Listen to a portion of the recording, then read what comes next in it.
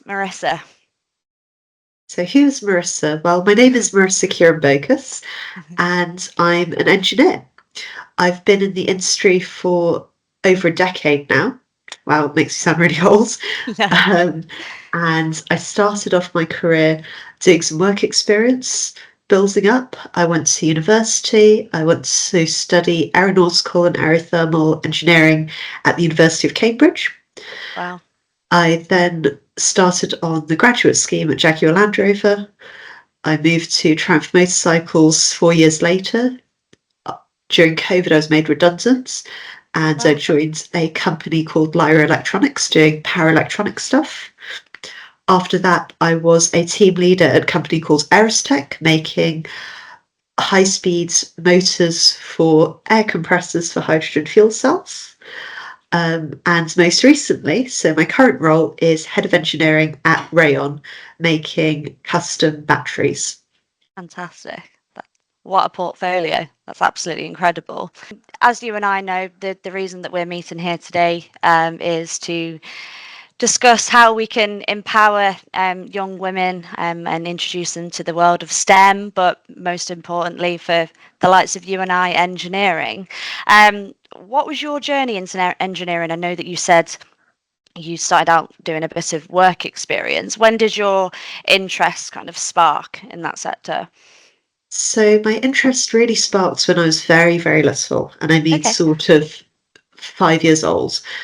I loved making things. Hmm. Whatever I could get my hands on, I'd make something out of it, whether it was bits of cardboard, cereal packets. Hmm. My mum called me the sellotape queen because I just would stick everything in the house together to try to make something new.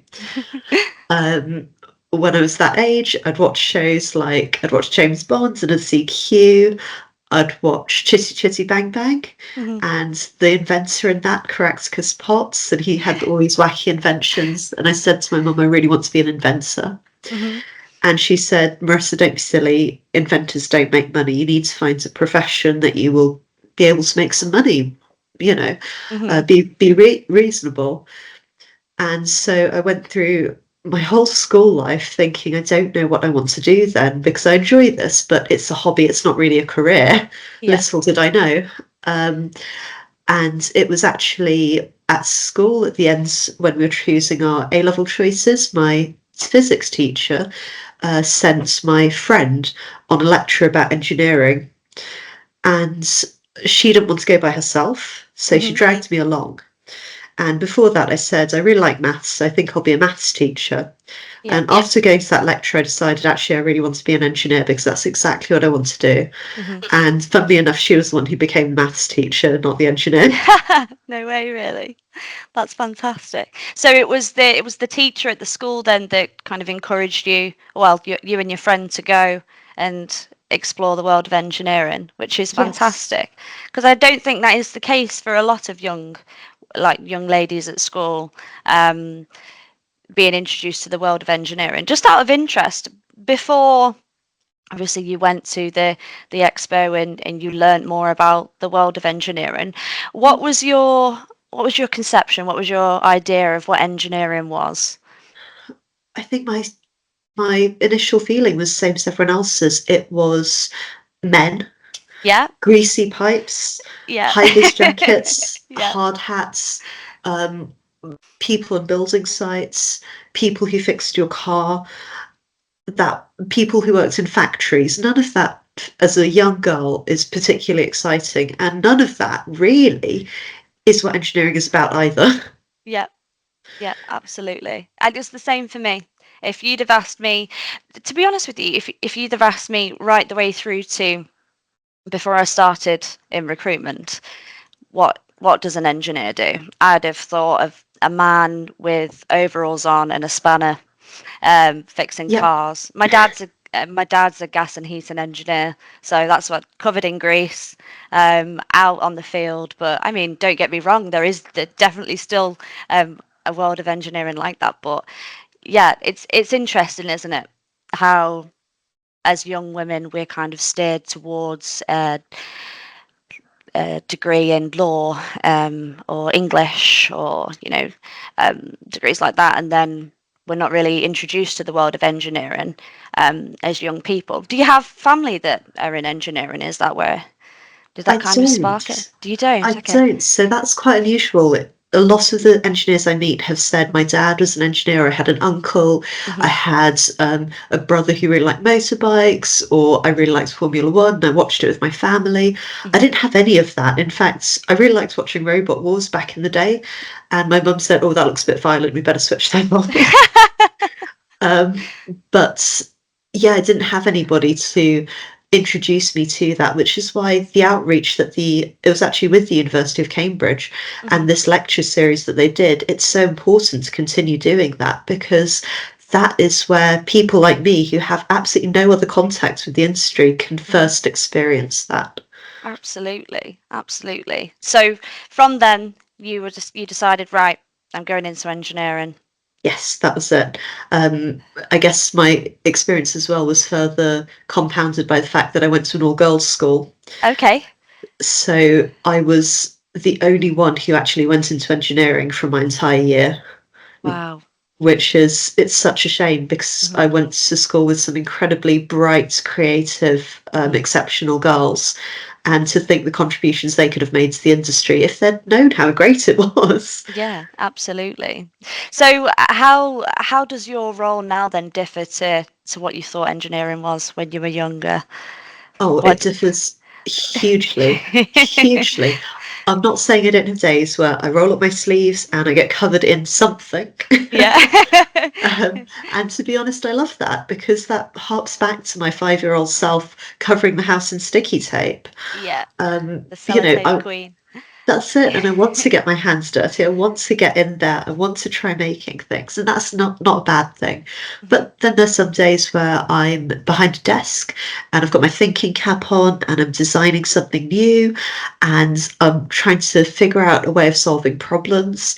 Other days I'm talking to my team and I'm trying to work out with them the best way of doing something, whether it's trying to solve an engineering problem or coming up with a strategy for the whole company. And being creative, being enthusiastic, and problem solving is a huge, huge part of what I do. So you were the only girl in your year at school to go off and do engineering. How did that fare to university then? Was it quite well represented for women at university, or was it still very male dominated? It was still male dominated, and when I say the statistic, we were one of the best universities. We had 25% females in the year, Wow.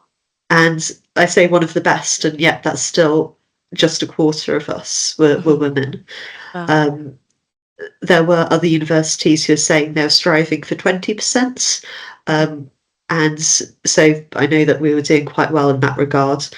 So it wasn't isolated by any means. There were lots of women on the course, Hmm. absolutely brilliant ladies to work with, really Hmm. enthusiastic, really great as well. I'm still really good friends with some of them as well. And they've made incredible leaps and strides in their careers as well.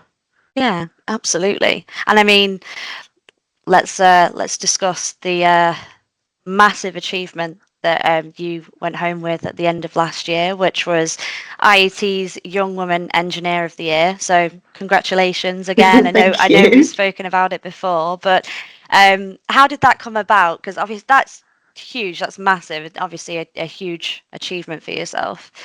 Yeah, so one of my colleagues suggested there's this award, maybe you should go for it. And I thought, Hmm. well, you know what? It's one of those sort of you don't ask, you don't get things. Let's give it a go. Yeah. The next thing I know, I got an email saying, we'd like to invite you to the interview and we'd like you to do a presentation. Hmm. And just making it to that stage and meeting the panel of judges, I was really honoured, but more importantly, I guess I was just really excited because there were some really, really cool people in the panel Yeah. telling me about what they do as a day job and how they represent diversity in the engineering community. And I thought, wow, what a privilege just to meet them at this Hmm. stage. And then a week or so later, I get an email saying I've made it to the finals, which I just could not believe. Um, the finals were great. I had to keep my mouth shut for a good few months before they officially announced it, which was painful. Yeah. But meeting the other finalists, 5 of us in total, um, incredible women, absolute role models, each and every one of them, honestly, Mhm. still so young, so early on in their profession and achieved so much. So when they announced my name on the stage, I couldn't believe it. I thought, wow, the competition this year is truly fierce. So Mhm. I'm very humbled to have been named the winner this year. Yeah. So was there like an interview process? Or how did you go about it? So there was a written application followed by an Mhm. interview with a presentation, Mhm. basically just to go through what is important to you as an engineer and the sort of achievements that you've already achieved within your career. So, Mhm. for example, I'm really proud of the fact that alongside my day job, STEM and diversity in engineering is really important to me. Yeah. Being that role model for somebody like me who doesn't have that role model in their life, that's really important. So, at my previous 3 companies, I've actually set up schemes where engineers could go out to schools, talk about themselves, talk about what they do to the students, and run a little activity as well to show them, this is what we do on a day-to-day basis, and it's really fun. Mhm. It does use your maths, it does use your science, but it's actually really fun, and it's trying to think of problem solving with your Mhm. teammates as well, and making it a little game. Yeah, that's fantastic. So how many schools do you think you've been to then? Is this something that you're going to continue doing as you grow and your new career with Rayon? I would love to, yes. The Mhm. difficulty with working for small companies is obviously trying to get time out of the company, Mhm. away from the day job. I've Yeah. lost count of the number of schools I've been to, the number of awesome students I've met. Um, Amazing. but I love it. It's one of the best bits, honestly. As exciting as Glitzy Awards are, Mhm. just getting back to talking to students and getting excited with them about why they should think about being an engineer and Mhm. telling them, look, no high vis jacket here, no hard hat Yeah. here. If I can do it and not only enjoy it, but be successful at it, imagine how much enjoyment and satisfaction and success you could see if you gave it a go as well. So inspiring. It's fantastic. We need more people like you, Marissa. We definitely do. I think young engineers in general, it's just not something that, like you said before, typically all the engineers I know, they've had parents or family that have been engineering, and they've kind of followed in those footsteps. But for the likes of yourself and for me, not having, white collar engineers in the family, I knew absolutely nothing about it. And I didn't get that opportunity when I was at school, definitely not, of having an engineer in front of me to discuss what engineering is and how cool and relevant and exciting it can be to, apply topics like global warming and climate change and how engineers are working together to kind of reduce the CO2 emissions on the globe. So it's fantastic. But in your opinion, um, why do we need more young female engineers? Why do we need more women in engineering? I think as you hit the nail on the head earlier, Mhm, mhm, we everything around us has been touched by an engineer. mhm, So why is only half the population mhm, designing and creating those things for us? mhm, And it could be anything from, as I said, the food we eat, the makeup we wear. I mhm, mean, makeup is such a girly thing, and yet all the engineers designing it are men. Does mhm. that make any sense to you? Of course not. Yeah. Why we need more women in those fields, but Mhm, even supposedly masculine things. So, for example, when I was working at a car company, mhm. we'd just released a new sports car, and we were all standing around admiring our great work. And I said, "This is great, but it doesn't. It's a man's car." And all the other engineers were there going, "What are you on about? This is a great car. It does 0 to 60 and it goes really fast." And I said, "The thing is that when I sit down in the driver's seat, there's nowhere for me to put my handbag." And everyone laughed at me. And I said, "But seriously, where do I put my handbag? Because I'm a woman. I Mhm. need my handbag with me when I drive to wherever I'm going." Yeah. And sadly and surely enough, car sales actually plummeted in China because women said, I won't buy this car because there's nowhere to put my handbag. Oh, really? Genuinely. And we're talking about a luxury car. These are women who own £20,000 handbags. They're not just going to put it on the floor. No. Um, they're not going to put it on the seat next to them because they might be carrying a passenger. So where do their handbags go? I think I'll buy a competitor vehicle where there's actually space for me to put my handbag. As Mhm. ridiculous as it sounds, but at the end of the day, if we had more women on the team, that we would have spotted that sooner and been able to solve that problem sooner. Yeah, absolutely. So, why do you think then? Because we are desperately short for female engineers in the UK. I mean, I've worked in engineering recruitment for 6 years, and I can probably count on both of my hands the amount of female engineers that I've worked with in my time. That's typically in electrical controls and instrumentation and in mechanical engineering. I can't speak for embedded and all those other worlds. But what do you think it is? Why have we got such a short number? I think firstly it's lack of understanding as to what engineers do. Hmm. When students were surveyed and they said, can you picture what an engineer looks like?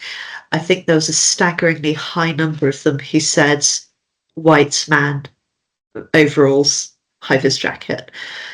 Very, very few of them could picture a woman doing that job to begin with. Hmm. So, as a female student, I wouldn't even begin to think of it as a career path. It's just not on my radar at all. Hmm. I think, secondly, we as a society in the UK in particular, we don't value maths and science as much as we should. Hmm. When I was at school, and even now, when I say I really enjoy maths, people look at you a bit like, oh, that's a bit weird, isn't it? Whereas if I said something like, oh, I don't like music, people would think I was nuts. How can you not like music? Everyone likes music. How can you not like music? But yet it's completely okay for me to say I don't like maths. And especially as a girl, people don't expect you to be good at it. They don't celebrate it when you are. So we've got these wonderful role models, even in mainstream media on TV and things like this, these female mathematicians. But we should be celebrating them. We should say, look, girls, maths is a great subject if you're good at it.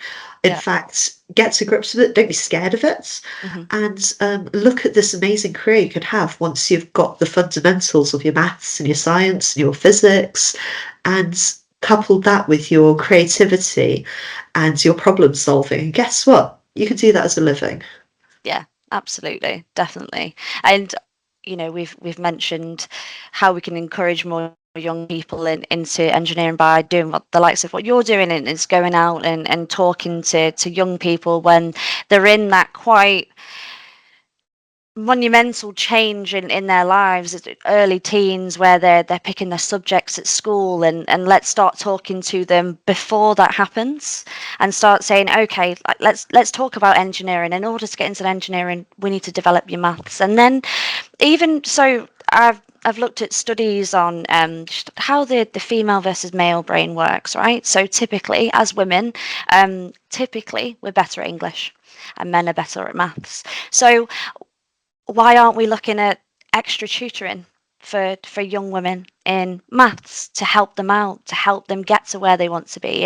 If they're interested in the world of engineering and they've had their eyes open to it, let's help them get there. Definitely, 100%.